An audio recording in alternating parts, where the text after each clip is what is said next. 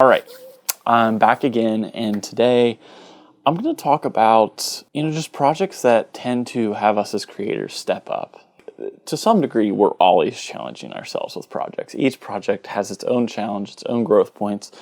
But I think as creators, if we're really honest with ourselves, there are certain projects that we just feel like we made leaps and bounds forward. Today I'm going to talk about the Dreamwalker Forever Adrift music video. I think the honest to God reason why it came out the way it did is because of the trust that we earned with the Dreamwalker guys.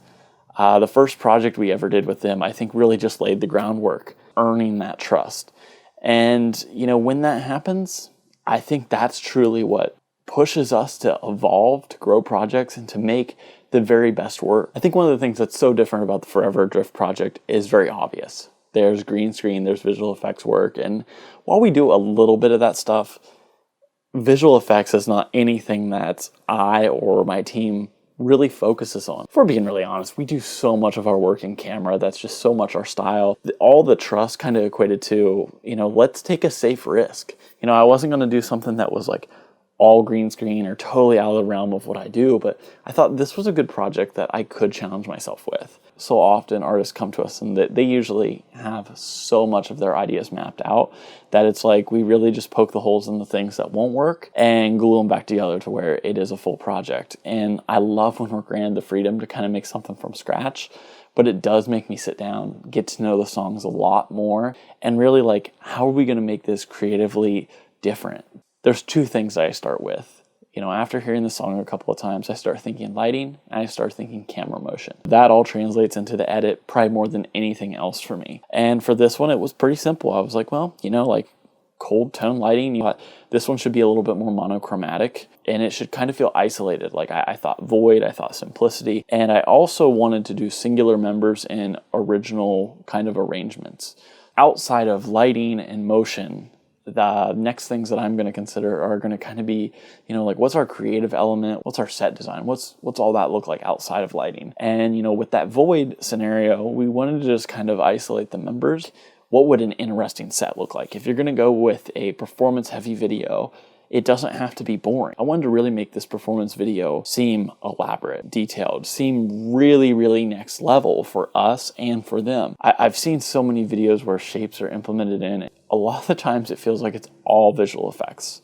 Being that we love in camera so much, I wanted to physically make the shapes. I wanted a level of practical effects, but I want to also try to implement some green screen too. How neat would it be to have those actually physically set there and then to green screen some shapes in? We could make the shapes, we could do the lighting, we could add the motion, and we could stage all the band members to work effectively together. So this was the safe bet for me. The other thing when we're considering all this, making a really concrete shot list. There's the master shot, which was just a wide locked off one tripod, and I knew every member would get that. They'd be centered and slightly off to a 45. It would be clean, there'd be nothing in front of the lens, and in that we locked it off, and I knew in post that I would add the motion. Our next shot was actually a medium shot that was slightly off to the side. The thing that we did was we took plexiglass and we used just some frosting spray, and we made like a frosted like shooting through glass. And there was just a slight amount of movement.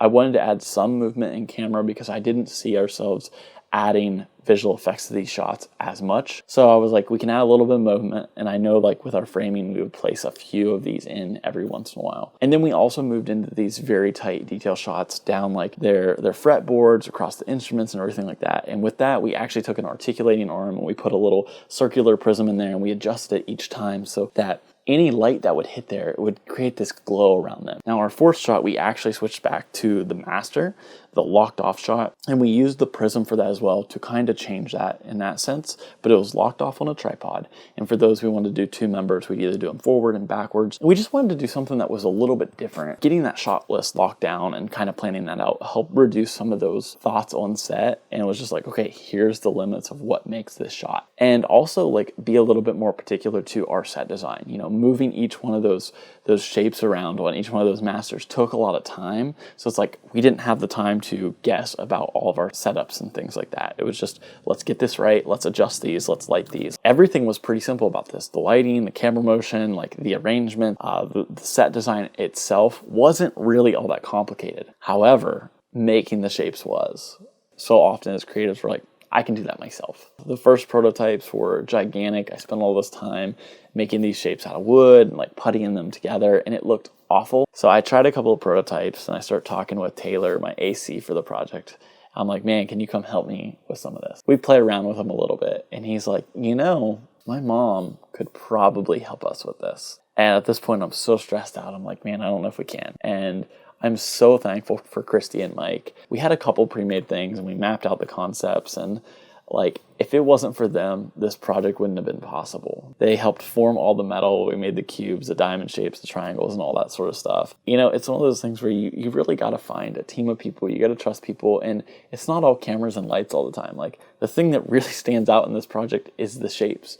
It's so cool to see how full a team can actually become and the impact that everyone plays in these projects. For me, it's always so challenging and fun when I remove myself from touching the camera. And it forces me to get better at communicating, to get better at seeing the ideas through. When I can kind of be in that role and overseeing more of each step of things, how each team member works, I think it allows everyone on my team to work a lot better together, to ask me questions, to even be available to answer some of those questions that come up of like, hey, does this look good? Does that look good? And really lead the team. And the last thing we did was green screen. And, we just made sure we lit the green screen pretty even. I'm no expert in that, but I know enough to like kind of be dangerous. Made sure we kept the shapes at least like 6 feet away from the green screen so we didn't have any green spill on it. With them being white, it would be easy for that to bleed in. And I just made sure that we shot each shape, filled the frame, made sure there was enough space like within frame to move in and out. We made sure we spun them both directions and slightly different variations of speed. So yeah, the shoot itself went really smooth. It's pretty simple, and the complexity actually kicked in post-production. For this project, the idea of learning to learn was so crucial. And even more, learn to learn and be willing to redo things when you learn something better. Taking the next step of just kind of learning the green screen process, which I'm still by no means an expert. It was just as simple as kind of comping everything down and then placing those elements in there. Marking each clip out that I knew I would do certain types of work with, so I had a visual kind of cue of like, okay, here's what I need to take in After Effects, here's what I need to take in here, and then kind of making creative decisions of like, what am I actually doing in After Effects? Is it as simple as like, okay, for this scene, I'm going to put some in, it's going to be real time,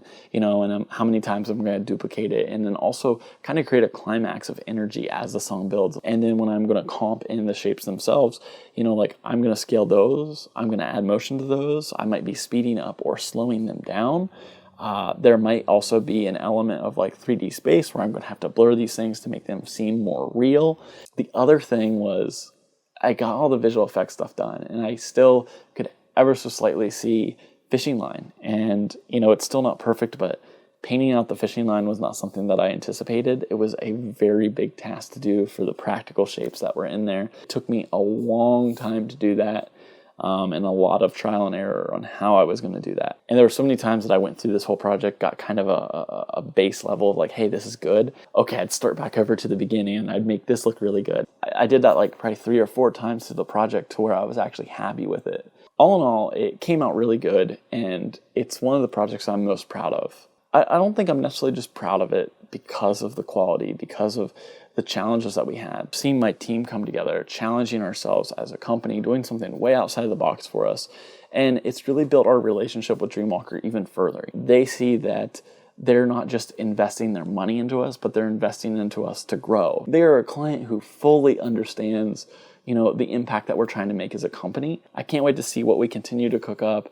And I just encourage creatives to start building that trust, start earning that trust, and see what that does. When you have a client advocating for you of like, hey, I love what you do, I'm going to give you all the creative reins here, like that is a huge win. I think it definitely empowers us as creatives to just do our best work. But we have to set the groundwork for letting them trust us. That is on us to build that. I hope you guys enjoyed this one. I think it's one of our coolest projects. I'd love to hear any feedback on this, anything else you'd like to hear from it. And thanks for watching. Like, subscribe, share, do all that cool fun stuff. I'll see you guys later.